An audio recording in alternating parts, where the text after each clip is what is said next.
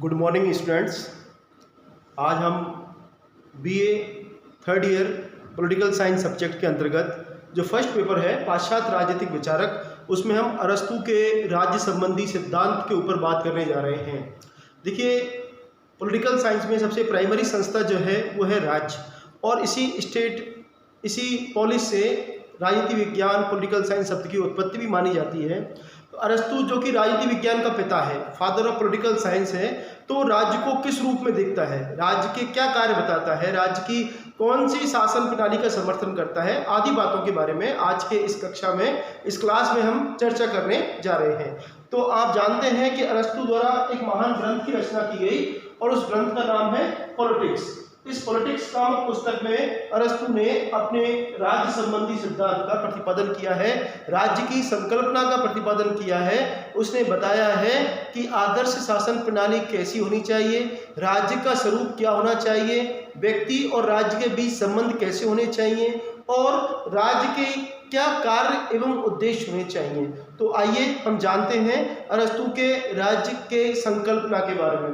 देखिए, अरस्तू जो है वो राज्य को एक कैसी संस्था मान रहा है, राज्य की उत्पत्ति कैसे मान रहा है कि राज्य नामक संस्था जो है वह मनुष्य के स्वभाव के अनुसार है। वह अरस्तू दो प्रमुख बातें कहता है कि प्रत्येक व्यक्ति सामाजिक एवं राजनीतिक प्राणी है, अर्थात प्रत्येक मनुष्य अपने स्वभाव से कैसा है, राजनीतिक प्राणी है। उसे अपना राजनीतिक व्यवहार जो करता है वो राज्य के अधीन रहते हुए करता है। वह सामुदायिक जीवन जीना चाहता है, तो उसी सामुदायिक जीवन में व्यक्ति जो अपना राजनीतिक व्यवहार करता है वह राजनीतिक व्यवहार में कहाँ दिखाई देता है, राज्य में दिखाई देता है। तो मनुष्य, इसके अलावा मनुष्य के बारे में ये और बात कहता है कि कोई व्यक्ति ये दावा करे कि उसे राज्य की आवश्यकता नहीं है, तो अरस्तू ये कहता है कि वह व्यक्ति या तो पशु होगा या फिर देवता होगा, परंतु मनुष्य होने के नाते उसे अपने जीवन की आवश्यकताओं को पूरा करने के लिए अनिवार्य तौर पर राज्य के अधीन आना होगा। तो राज्य को वह अनिवार्य भी मानता है और सद्जीवन की प्राप्ति के लिए, जीवन के कल्याण के लिए, जीवन के सुख के लिए वह राज्य को स्वीकार करता है, राज्य की भूमिका को स्वीकार करता है। तो व्यक्ति के लिए राज्य अनिवार्य है और आवश्यक भी है।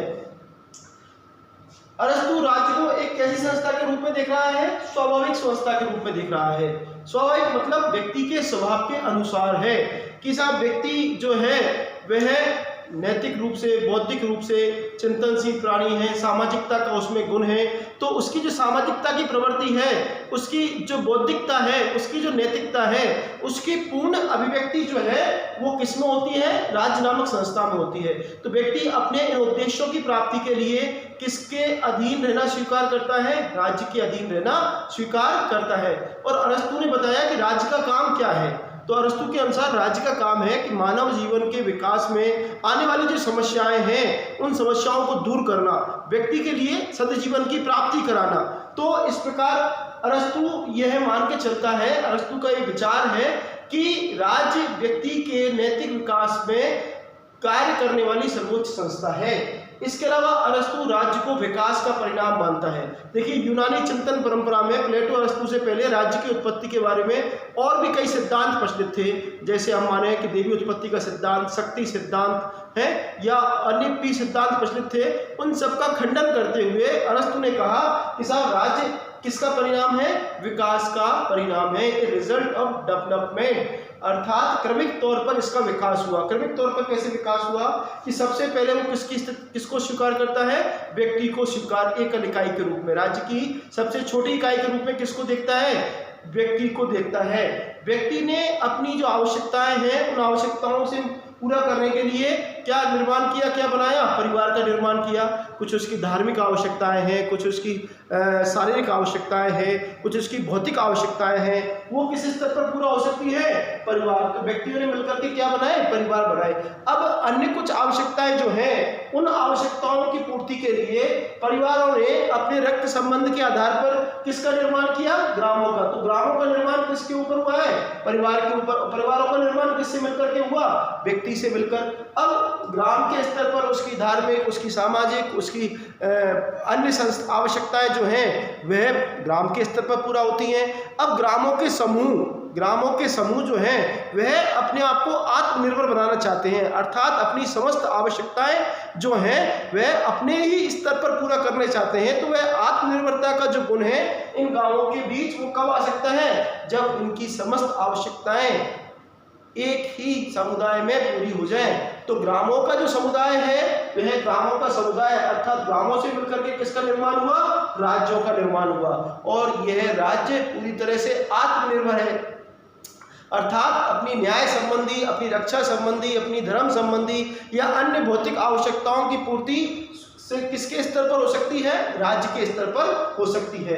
तो इस प्रकार राज्य क्रमिक विकास का परिणाम है, व्यक्तियों से परिवार बने, परिवारों से ग्राम बने और ग्राम से किसका निर्माण हुआ, राज्य का निर्माण हुआ। तो इस रूप में अरस्तु राज्य को विकास का परिणाम स्वीकार करता है। साथ ही अरस्तु ये भी कहता है कि राज्य एक कैसी संस्था भी है, प्राकृतिक संस्था है। State is a natural institution, अर्थात जिस प्रकार प्रकृति ने किसका निर्माण किया, व्यक्ति का निर्माण किया, और प्रकृति ने ही किसका निर्माण किया, परिवार का निर्माण किया।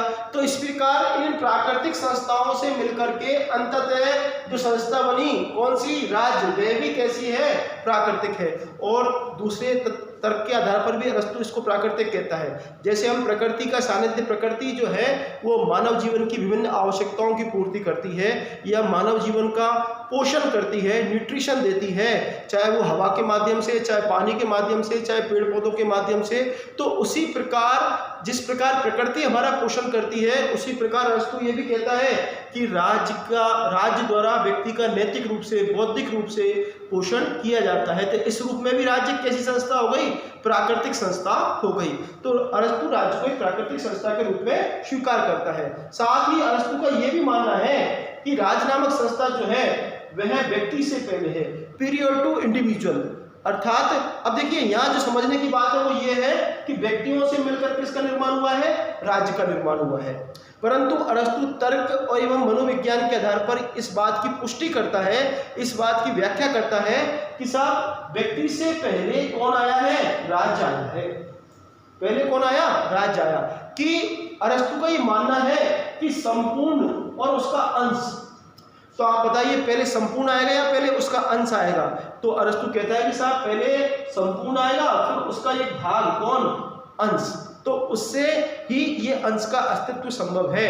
तो इस प्रकार व्यक्ति और ये संपूर्ण कौन हो गया, राज्य हो गया। तो राज्य किससे पहले, व्यक्ति से पहले कौन आ गया, राज्य आ गया। तो इस रूप में अरस्तु और व्यक्ति का संपूर्ण व्यक्तित्व जो है वह कहाँ विकसित हो सकता है, राज्य में। जिस प्रकार शरीर के किसी अंग की कल्पना पहले करते हैं या शरीर की कल्पना पहले करते हैं, तो उसी प्रकार राज्य की कल्पना पहले आएगी हमारे मस्तिष्क में, किससे पहले, राज्य का विचार पहले आएगा, किससे पहले, उसके किसी अंश से पहले। तो राज्य को व्यक्ति से पहले स्वीकार करता है। इसके अलावा राज्य को अरस्तु किस रूप में, सर्वोच्च रूप में एवं पूर्ण रूप में, कंप्लीट, की इसमें कोई कमी नहीं है, अर्थात नैतिकता, बौद्धिकता, सामाजिकता, पालन पोषण, सद्जीवन, न्याय, ये सभी गुण हमें कहाँ प्राप्त हो सकते हैं, अर्थात व्यक्ति को संपूर्ण रूप से अपने जीवन की आवश्यकताओं को पूरा करने का जो मौका मिलता है वो राज्य के अधीन मिलता है। और राज्य पूर्णतः आत्मनिर्भर भी होता है, सेल्फ डिपेंडेंट भी होता है।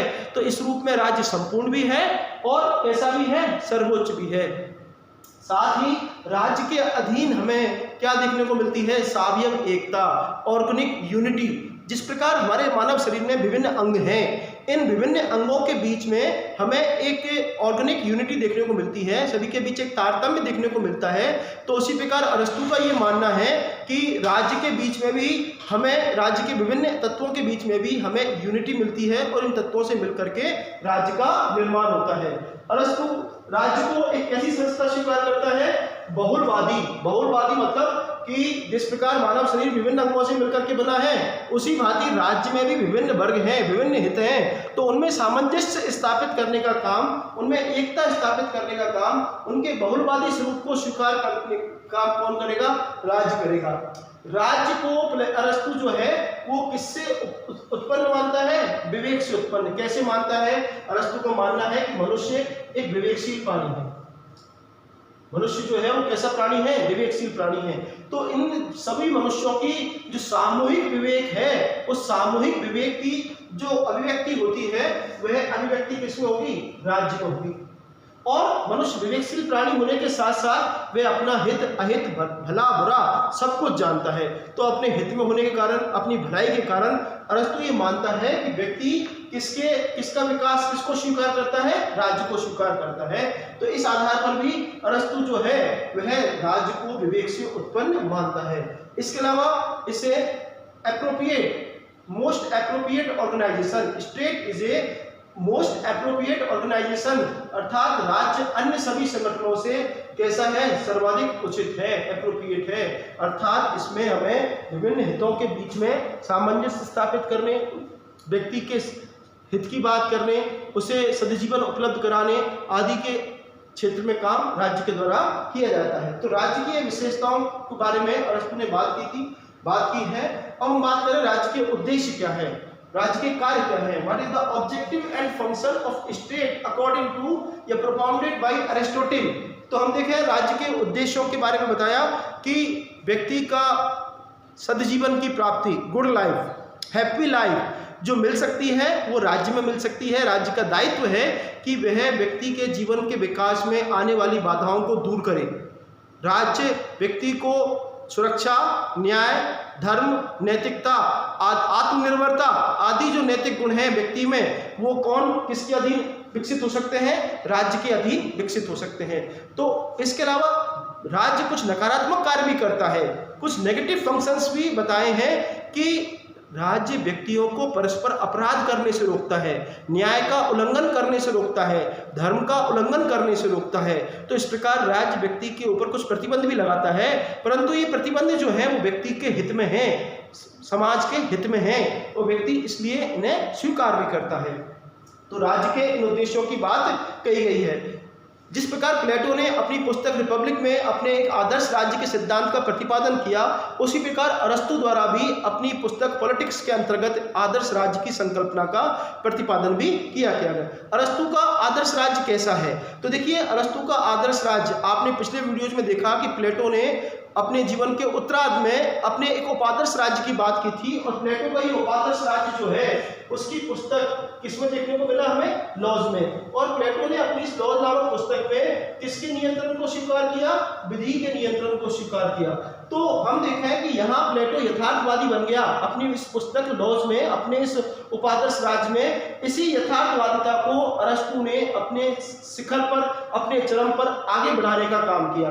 तो अरस्तु का जो आदर्श राज्य का सिद्धांत है वो प्लेटो की तुलना में कहीं ज्यादा यथार्थवादी है, व्यवहारिक है। वह अपने आसपास के नगर राज्यों को देखता है, तत्पश्चात अपने आदर्श राज्य के सिद्धांत का प्रतिपादन करता है। अरस्तु ने अपने आदर्श राज्य में हम देखें शासन के लिए स्वर्णिम मध्य का सिद्धांत स्वीकार किया, गोल्डन मिडिल पाथ। अब देखिए यहाँ ध्यान में रखने की बात यह है कि अरस्तु राज्य और शासन प्रणाली में अंतर नहीं करता, दोनों को एक मानता है।